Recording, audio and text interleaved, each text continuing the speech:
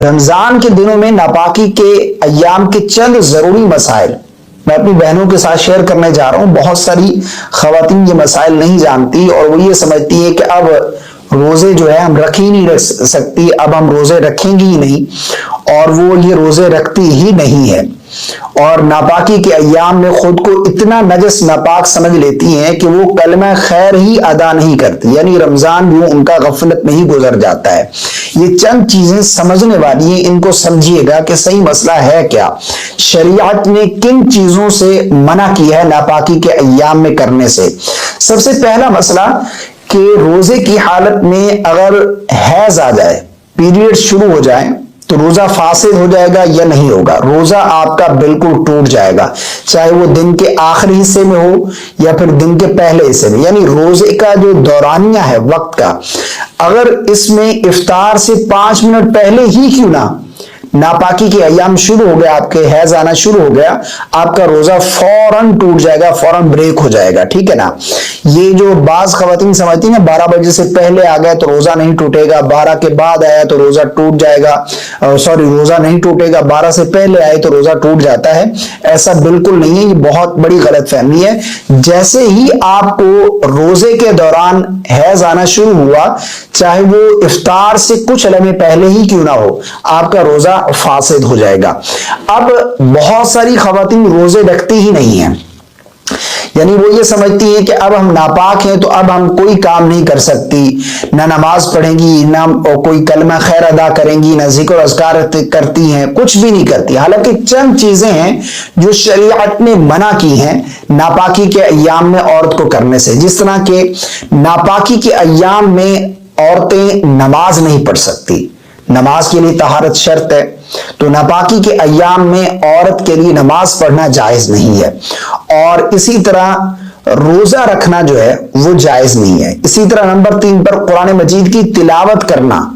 چاہے وہ دیکھ کر ہو یا بن دیکھے ہو، یا قرآن مجید کو چھونا ٹچ کرنا، یہ شریعت میں جائز نہیں ہے، ٹھیک ہے نا، عورت کے لیے۔ اسی طرح مسجد میں داخل نہیں ہو سکتی، طواف نہیں کر سکتی، میاں بیوی کا ان ایام میں ملنا جو ہے وہ جائز نہیں ہے۔ یہ چند چیزیں ہیں جو شریعت نے منع کی ہیں۔ اس کے علاوہ باقی جتنے بھی عبادت کے کام ہیں ناپاکی کے ایام میں عورت کر سکتی ہے۔ مثال کے طور پر نماز نہیں پڑھ سکتی، اب کوئی بات نہیں ہے، جائے نماز پر بیٹھے، اپنے آپ کو کور کریں اور صاف ہو کر بیٹھ جائیں آپ، اس کے بعد پھر آپ ذکر و اذکار میں لگ جائیں، دعائیں مانگیں، استغفار کی کثرت کریں، تسبیح، اللہ اکبر، الحمدللہ، سبحان اللہ، اللہم صلی علی محمد، درود پاک پڑھیں، یا پھر اسی طرح اذان کا جواب دیں، سلام کا جواب دیں۔ یہ تمام چیزیں جو ہیں یہ کر کے آپ رمضان کی برکات حاصل کر سکتی ہیں۔ بعض خواتین یہ بھی غلط فہمی کا شکار ہیں کہ اب جس طرح نمازیں معاف ہیں ناپاکی کے ایام میں، ان کی قضا ہمارے اوپر لازم نہیں ہے، تو روزے بھی معاف ہو گئے، اب وہ روزے رکھتے ہی نہیں ہیں۔ حالانکہ ناپاکی کے ایام میں روزہ رکھنا جائز نہیں ہے، لیکن جو ان ایام میں روزے آپ کے چھوٹے ہیں ان کی قضا رمضان کے بعد آپ کے اوپر لازم ہے، چاہے وہ 5 ہیں، 6 ہیں، 10 ہیں، کتنے ہیں، وہ آپ روزے رمضان کے بعد ان کی قضا کریں گی، یہ آپ کے ذمہ ہیں، یہ فرض روزے ہیں۔ بہت ساری خواتین سمجھتی ہیں بس اب جس طرح نمازیں معاف ہو گئی، نمازیں معاف ہیں، نمازوں کی قضا لازم نہیں ہے، تو روزوں کی بھی قضا لازم نہیں ہے، اب ہم روزے رکھیں ہی نہیں۔ تو یہ بہت بڑی غلط فہمی ہے، اس چیز سے بچنا ہے۔ باقی ناپاکی کے ایام میں آپ اپنے آپ کو اتنا ناپاک نہ سمجھے کہ رمضان کی برکات ہی آپ جو ہے وہ چھوڑ بیٹھے،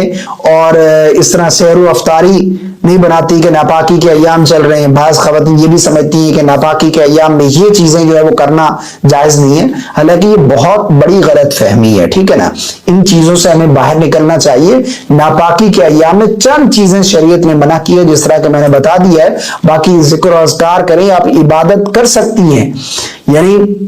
درود شریف پڑھنا بھی تو عبادت ہے، تسبیحات، لا الہ الا اللہ، اسی طرح اذان کا جواب دینا، مسنون دعائیں، استغفار کرنا، دعا کرنا بھی عبادت ہے، تو یہ تمام کام آپ کر سکتی ہیں۔ اللہ ہم سب کو سمجھ کی توفیق عطا فرمائے۔ اس کلپ کو شیئر کر دیجئے گا تاکہ جو میری بہنیں غلط فہمی کا شکار ہیں ان کی غلط فہمی دور ہو جائے۔ السلام علیکم ورحمۃ اللہ۔